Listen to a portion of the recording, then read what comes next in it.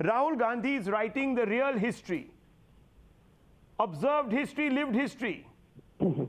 But the others, his grandfather, his grandmother, his great-grandfather, Sardar Patel, the great unifier, Mahatma Gandhi, who addressed an RSS meet in the sweepers colony in Delhi on 16 September 1947. All these people were playing politics. Can you respond, Doctor? Yeah, good evening, Rahul. You know, the fact is that the Congress has been ruthless, absolutely ruthless in dealing with anyone who professes a different ideology, especially if that ideology pertains to Hinduism. In fact, more than RSS-phobia, this exposes the Congress's Hinduphobia. Let me explain. One of the first acts in independent India was to censor the RSS magazine organizer and prosecute its publisher. Did you know?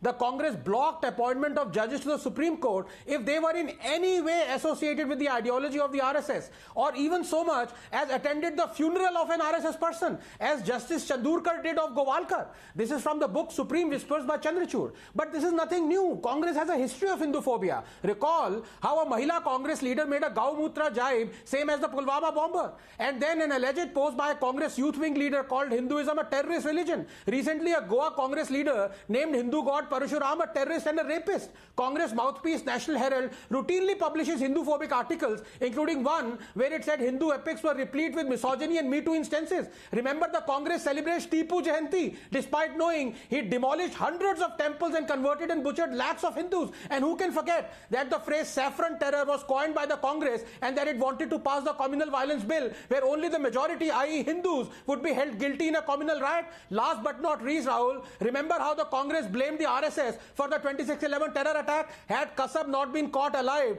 through the supreme sacrifice of Constable Omble, this is beyond doubt that the Congress would have fortified its RSS 26/11 theory. How many instances are there, on the other hand, where the Congress has abused Islam or Islamic organizations? In fact, it demanded hanging of Kamlesh Tiwari for making a comment it considered Islamophobic, and its prominent leader fought against the banning of Simi. Rahul, please give me 30 seconds. I like to ask Rahul Gandhi if it is the RSS-run schools or other religious schools where they teach that there is no deity except Allah 4062, or those who deny the Quran, their necks will be shackled and they'll be dragged in boiling water 4072-72, or that polytheists, i.e. Hindus, are the worst of creatures 98-6, or do not marry polytheist women unless they come to believe in Islam 2:221, or those who disbelieve in our verses, we will drive them into a fire 456. And would Rahul condemn any Indian religious school that teaches this? है दम या तुम्हारा nervous system silk route लेकर China भाग गया?